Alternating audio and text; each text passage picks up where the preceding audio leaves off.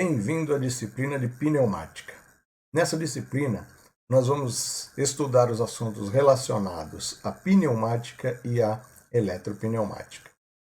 Nós vamos fazer 10 encontros, contando com o de hoje, onde a gente vai trabalhar assuntos como as propriedades físicas do ar, como é que a gente faz a geração e o tratamento do ar comprimido. Nós vamos estudar os componentes pneumáticos, as válvulas direcionais, os cilindros. Vamos aprender a fazer sistemas pneumáticos. Vamos trabalhar com comandos elétricos voltados a pneumáticas. Vamos ver um exemplo de utilização na indústria, um transportador pneumático. Enfim, serão 10 encontros de bastante trabalho, que tem bastante assunto aí para a gente trabalhar e aprender juntos. Vamos iniciar então fazendo uma pequena introdução sobre o ar comprimido e depois falando sobre as suas propriedades. Uma das propriedades físicas do ar é que ele não tem forma e não tem volume. Esse fenômeno ocorre porque suas moléculas podem se movimentar livremente. Isso faz com que ele possa ser comprimido e facilmente, aspirado e comprimido facilmente. Os povos antigos já faziam uso do ar comprimido para trabalhar metais. A primeira máquina que a espécie humana usou para comprimir o ar foram os próprios pulmões. Já no Velho Testamento havia referência ao emprego do ar comprimido na fundição de prata, ferro, chumbo e estanho. Já na Idade Média, o fole de ferreiro foi utilizado para trabalhar os metais, para fabricar facas, para fabricar armas como espadas e armaduras. Também apareceram os instrumentos de sopro, como as flautas e a gaita de fole. São exemplos de utilização da pneumática na Idade Antiga. Modernamente, a pneumática começou a ser escrita quando o primeiro cilindro compressor foi desenvolvido pelo engenheiro inglês John Smithson em 1762. Esse primeiro compressor era movido por roda d'água. Era um cilindro que, acionado pela roda d'água, produzia ar comprimido. Isso foi uma revolução na indústria porque o trabalho que era antes executado ou de forma manual ou com a força da roda d'água passava a ganhar agora um novo componente para automação, que era o ar comprimido. Desde o início da industrialização, o ar comprimido foi sempre de grande interesse para a indústria, pois ele é considerado uma fonte limpa e de simples utilização. Dentre as vantagens que a gente pode citar do ar comprimido, estão a robustez dos equipamentos pneumáticos, ou seja, são ferramentas bastante robustas que podem ser utilizadas em ambientes hostis, porque eles possuem alta resistência ao calor, ao choque mecânico. Também é de fácil implantação, muito rápido para você implantar um sistema pneumático. De simples manipulação, simplicidade de manipulação, é muito fácil a gente usar uma parafusadeira pneumática, não há segredo nenhum, né? São ferramentas extremamente amigáveis na utilização, fácil de aprendizado e seguro. Eu queria dar um ênfase com relação à segurança nas suas vantagens, porque a segurança ela está ligada principalmente às áreas que a gente chama de áreas classificadas, que trabalham com elementos explosivos, como produção de tintas, vernizes, engarrafamento de gás, produção de petróleo. Estas áreas, elas preferem a pneumática pelo fato de não produzirem faísca e não tem a possibilidade de curto-circuito. É lógico que eu posso usar elemento elétrico nessas áreas, existem gabinetes à prova de explosão, existem gabinetes que você pode purgar injetando ar dentro do gabinete, injetando gás inerte dentro do ambiente, né, do painel, para que ele não produza faísca. Mas eu preciso usar de artifícios para tornar a elétrica segura dentro dessas áreas. Já a pneumática eu não preciso desses artifícios, é só usá-lo. O ar comprimido não gera faísca. Então, a segurança na área classificada, na área de emprego de vernizes, áreas explosivas, ela é bastante aumentada quando a gente usa elementos pneumáticos. Mas eu queria também falar falando de segurança, a gente pode imaginar que o ar comprimido é seguro também quando a gente está trabalhando com ele. Mas como desvantagem, né, eu poderia pensar também a segurança com relação ao uso incorreto do ar comprimido. Eu vejo, por exemplo, algumas pessoas usando o ar comprimido para fazer a limpeza da roupa no corpo, os mecânicos, né, jogam ar comprimido na roupa. Isso é errado, você não deve jogar o ar comprimido na roupa e na pele. Por quê? Ao jogar o ar comprimido na pele, você pode introduzir partículas sólidas no sangue, fazer com que essas partículas, pequenas micropartículas, entrem no sangue. Então isso causa um risco à saúde da pessoa que está fazendo isso. Outra coisa é que essas micropartículas ou essas partículas podem voar em direção aos olhos e entrar na retina, causando aí problemas de vista. Também, se você deixar um jato de ar comprimido passando entre as pálpebras, você pode rasgar as pálpebras. Então, embora, quando a gente falou de segurança que abordamos com relação à utilização, a utilização pelo homem deve sempre pensar na segurança física. Então, trabalhar de forma errada com ar comprimido também pode ser um risco ao indivíduo. Com relação à implantação, também a gente pode falar agora das desvantagens, né?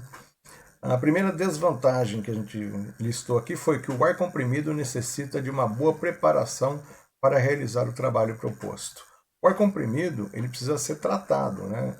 Se eu uso um ar comprimido sem tratá-lo, ele pode criar mau cheiro, ele pode ter óleo em excesso. Esses contaminantes vão travar as ferramentas, eles vão também sujar o ambiente. Então, uma desvantagem é a gente ter que fazer essa preparação. A gente vai estudar como é que a gente limpa os filtros, como é que a gente fala dos filtros, como é que a gente regula. Então, precisa preparar esse ar comprimido, o que não chega a ser nada absurdo. Mas outra desvantagem aqui é que os componentes pneumáticos trabalham a uma pressão de 6 bar ou 600 kPa. Por que aí está listado como desvantagem? Pressão de 6 bar na indústria é chamada de pressão econômica.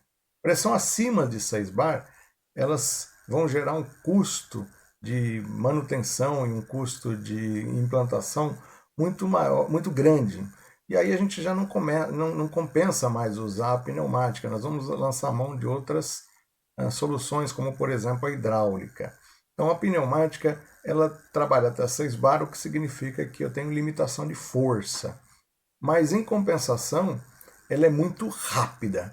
Eu preciso de ações rápidas, eu prefiro usar a pneumática do que a hidráulica. Ou seja, a pneumática é rápida e a hidráulica é lenta. Em compensação, a pneumática não consegue executar força e a hidráulica consegue executar força. Então depende da solução. Se eu preciso de rapidez e força, muitas vezes eu posso usar sistemas combinados de pneumática e hidráulica. Outro problema da pneumática é que em velocidades muito baixas, quando eu digo muito baixas, é muito baixas mesmo. A gente pode trabalhar a baixas velocidades, mas quando eu preciso de velocidades muito baixas, já não é possível o emprego da pneumática, porque os componentes pneumáticos precisam de uma vazão, de um fluxo mínimo de ar comprimido. E esse fluxo mínimo de ar vai fazer com que eu tenha lá uma velocidade mínima de trabalho. Outra desvantagem é que o ar é um fluido altamente compressível, portanto é impossível se obter paradas intermediárias e velocidades uniformes. Velocidades uniformes e paradas precisas, então a gente está falando de mecânica fina. Não é possível de se obter com pneumático, mas a maioria das aplicações, usando aí recursos mecânicos, é possível fazer sim o posicionamento relativamente preciso de cilindros pneumáticos. Outra desvantagem listada aqui é que o ar comprimido é um poluidor sonoro quando são efetuadas exaustões para a atmosfera. Basta você lembrar, por exemplo, quando uma carreta para e você vai ouvir lá o desacionamento do freio, quando é retirado o pé do pedal, o desacionamento das válvulas, o ruído dos freios do ar comprimido. Então é um poluidor sonoro. Se o ar é compressível, então a gente tem que estudar um pouquinho pressão. Vamos definir pressão. A pressão atmosférica é produzida pela camada de ar que envolve a Terra e depende da densidade e da altitude. portanto, ela não tem um valor constante. A partir da invenção do barômetro, começaram a ser padronizadas as medidas de pressão na indústria. O equipamento para medir pressão é um manômetro. Aqui a nossa figurinha do posto lá, onde eu uso para calibrar o pneu, é um manômetro. Como é que é medida a pressão? A pressão pode ser medida em bar, pode ser medida em pascal, pode ser medida em PSI ou ainda em quilograma-força por centímetro quadrado. Como depende do local onde está instalado o manômetro, né? Porque a gente viu que a pressão atmosférica ela não tem um valor constante, eu preciso normalizar esse valor. Então, para os cálculos matemáticos, né, a gente pode dizer o seguinte, que 1 bar de pressão é aproximadamente 100 kPa, ou ainda 14,7 psi, ou ainda 1 kg-força por centímetro quadrado.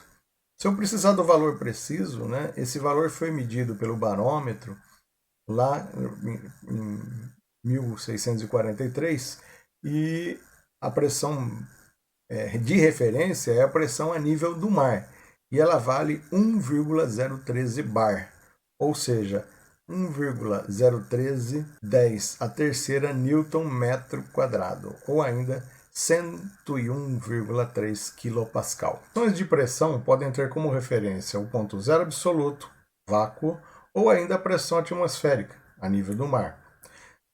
Como tudo que está na Terra está submetido à pressão atmosférica, ela não é notada.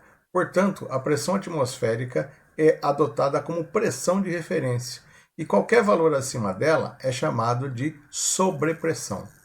Se estiver abaixo, é chamado de subpressão ou pressão de vácuo. Na prática, são utilizados manômetros que indicam a sobrepressão ou a pressão relativa positiva. Na indicação da pressão absoluta, o valor é aumentado em 1 bar. Vamos entender a historinha da referência, né? Eu quero que vocês atentem a esse gráfico aqui. A gente vai ver essa linha aqui que eu estou pintando agora em azul. Essa linha é a faixa de pressão atmosférica. A gente viu que ela varia, depende do local, né? A nível do mar, essa pressão é de 1 bar, ou simplesmente 1 atm.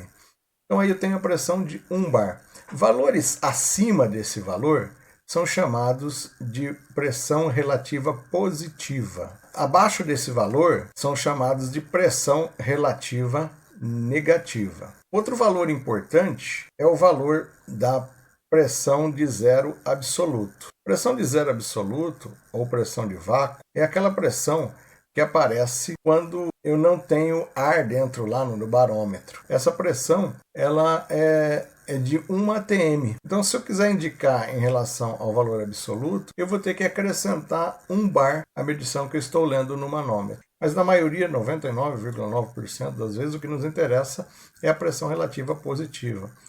Ainda posso ter medidas de pressões que não usam nem o ponto de referência do vácuo, o zero absoluto, e nem o ponto de referência a nível do mar, a pressão relativa. Essas pressões são chamadas de pressão absoluta. Os instrumentos utilizados para medir pressão na indústria são os manômetros. Aqui nós vamos descrever os 3 principais tipos. O queridinho da indústria é o manômetro de mola tubular ou o manômetro do tipo Bourdon. Na prática, a gente chama esse manômetro de Bourdon C, pelo aspecto da dobradura aí do tubo em forma de C, né?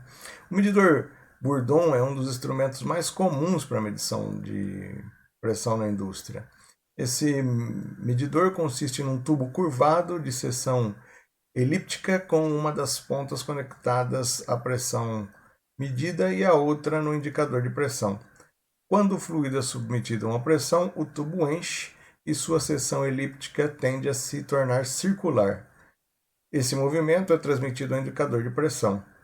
Calibrando-se a deflexão do indicador com pressões conhecidas, pode-se determinar a escala graduada, podendo-se ler pressão em qualquer unidade, ou seja, eu posso medir pressão absoluta, posso medir pressão relativa, e na maioria dos casos eu meço uma pressão do tipo relativa.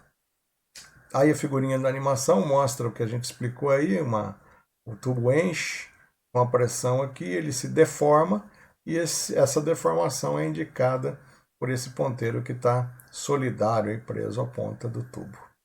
Outro manômetro utilizado é o manômetro do tipo diafragma ondulado, né? Esse manômetro ele utiliza aí de diafragmas. Os diafragmas são elementos flexíveis que, devido à diferença de pressão, se deforma movendo um sistema mecânico que indica a pressão.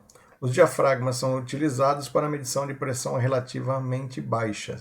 Possuem aplicações em controle pneumático e válvulas que requerem maior precisão. Os diafragmas podem ser fabricados em couro, teflon, seda ou podem ser ainda metálicos. A indústria usa muito o diafragma metálico. Veja nessa animação aqui, ó, eu tenho essa linha que está se flambando aqui, ó, é um diafragminha e ele é solidário ao ponteiro, então aí mostra a indicação. Os manômetros do tipo diafragma que se caracterizam por terem esta flanja no seu interior aí e por medirem pressões muito baixas. Uma vantagem de usar esse diafragma é que se a pressão aumentar muito aqui, o pino da flange, que está solidário à flange, bate aí no corpo, impedindo que o equipamento aí sofra dano. Já não acontece lá com o Bourdon C. Outro manômetro utilizado na prática é o manômetro de êmbolo com mola. Ele utiliza um fole, esse elemento aqui da foto. O fole é uma peça corrugada que pode expandir ou diminuir em função da força aplicada. Da mesma maneira lá que no Bourdon C, no diafragma, a variação da pressão deforma esse fole que transmite o movimento para um sistema mecânico de indicação. Esses medidores são robustos e a aplicação são em instalações em que possuem um pequeno espaço. Então, manômetros bem pequenos. Está aqui a figurinha animada, né? Eu tenho o fole se deformando aqui e ele é solidário a um sistema mecânico com indicação de ponteiro. Você já deve ter visto também na prática manômetros que têm um líquido dentro, né? Esse líquido aí pode ser silicone industrial ou ainda glicerina, a maioria das vezes é uma glicerina, e ele tem aí a utilização em linhas de ar comprimido ou em sistemas onde eu tenho variação da pressão. Isso faz com que o sistema mecânico tenha uma determinada inércia aí, né, de movimento, evitando aí que o ponteiro fique variando. Então a gente olha, às vezes, o leigo olha um manômetro e fala assim, nossa, está cheio d'água, né? O que aconteceu aí? Não é água, né? É um líquido que é colocado propositalmente para diminuir aí a vibração na leitura e assim eu poder fazer a leitura mais precisa do manômetro, ok? Agora falando do ar, a composição do ar é 78% nitrogênio, 20,95% de oxigênio e 0,97% de outros gases. E aí nós vamos ver que uma das propriedades do ar é a compressibilidade e a outra é a elasticidade. Vamos ver nessa nossa primeira figurinha aqui, olha. Se eu pegar uma seringa e pressionar essa seringa, as moléculas do gás elas vão se acomodar, elas vão se comprimir aí e eu vou ter a diminuição do volume. Quando eu soltar essa seringa, ele volta ao seu volume original. Essa propriedade é chamada de elasticidade. O ar tem outra propriedade chamada difusibilidade. O que é a difusibilidade? A difusibilidade é a capacidade da mistura, né, do ar se transformar homogênea. Nessas duas figurinhas aí eu tenho, a primeira figurinha aí eu tenho o volume contendo ar e gases, mas eu tenho uma válvula separando aí o cilindro 1 e o cilindro 2. Ao abrir essa válvulinha, né, após aberta, a mistura vai ficar homogênea, ou seja, os gases eles vão se misturar de forma igual, homogênea. Essa propriedade do gás é chamada de difusibilidade. Outra propriedade do gás é que ele não tem forma. Lembra que o ar não tem forma, né? Não tem forma definida. Então, Se eu pegar um recipiente, uma ampola aí, né, contendo ar, e eu abro, inicialmente ela está fechada aqui, uma valvulinha.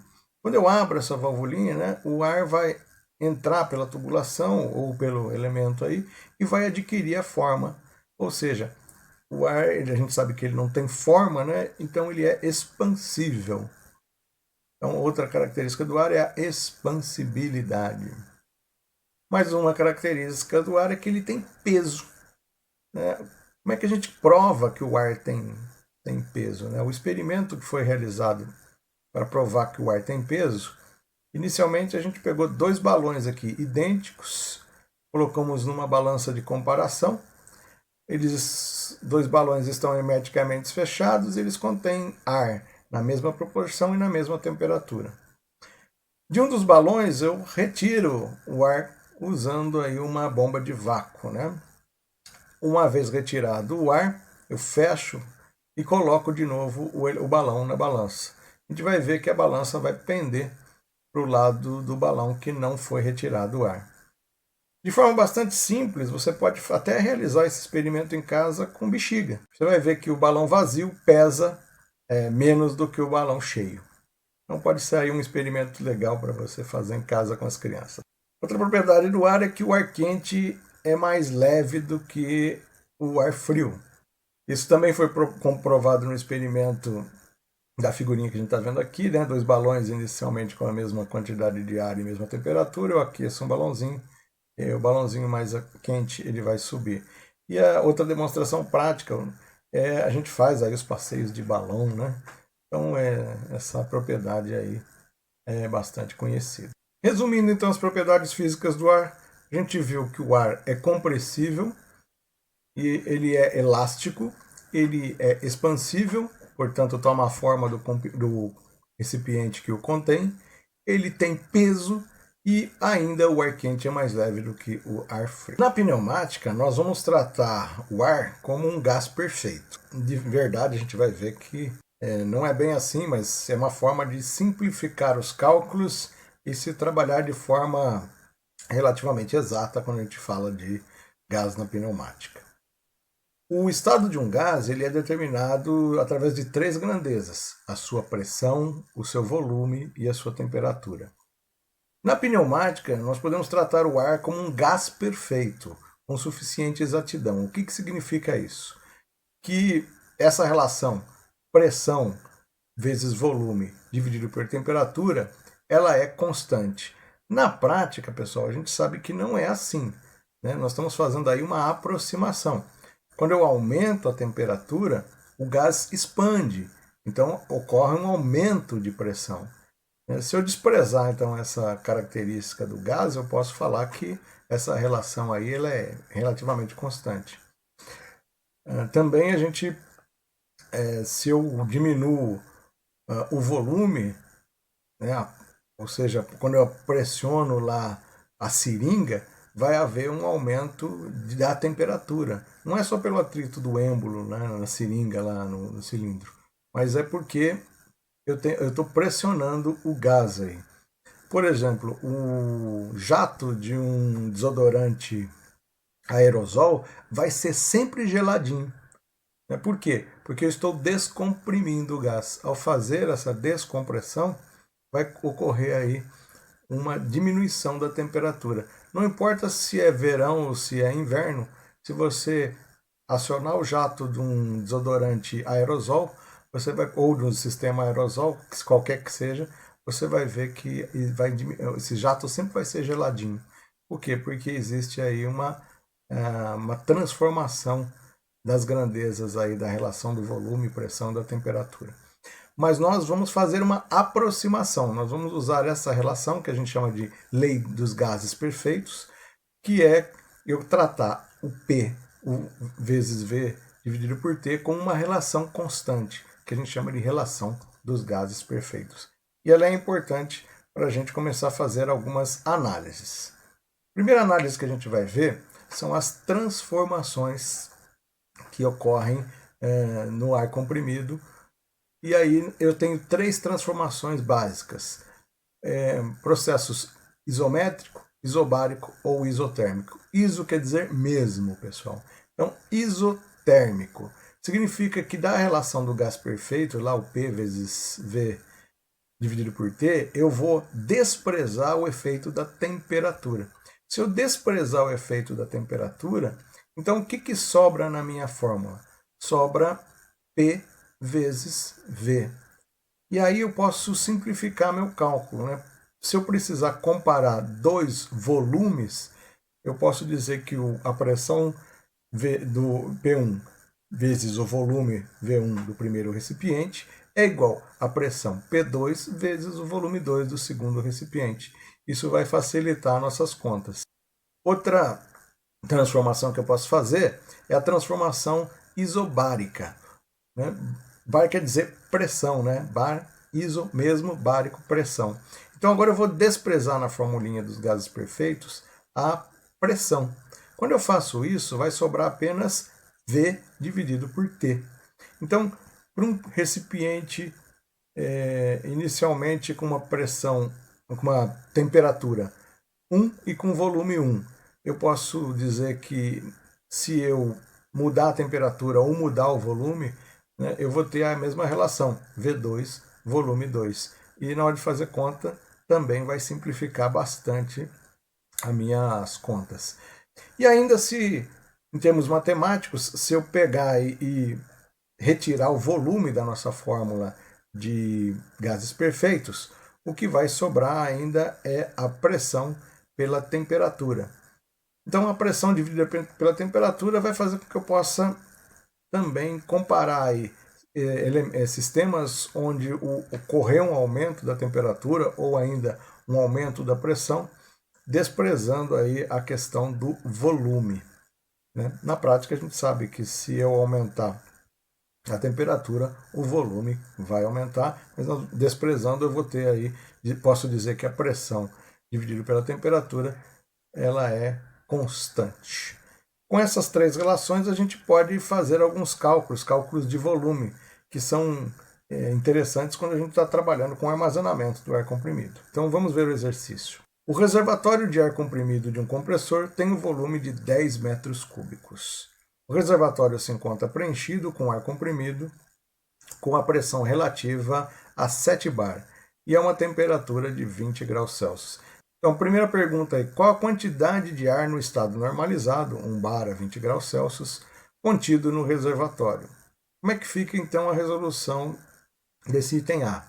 A pressão absoluta é igual à pressão relativa mais a pressão atmosférica. Vou fazer aí, vou pegar o 7, vou somar 1, eu vou ter aí 8 bar de pressão absoluta. Se eu desprezar o aquecimento, eu posso falar que a pressão 1 vezes o volume 1 é igual à pressão 2 vezes o volume 2.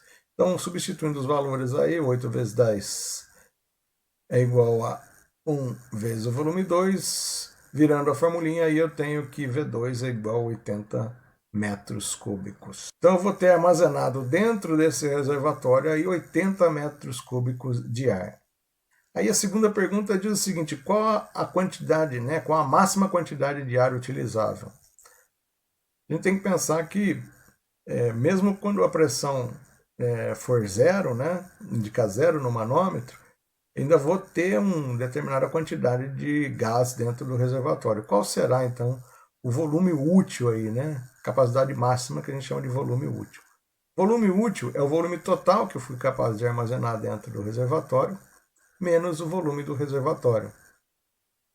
O volume do reservatório foi dado 10 metros cúbicos, então eu vou pegar lá o volume total, que era 80, e subtraio a capacidade do reservatório, que é de 10 metros cúbicos.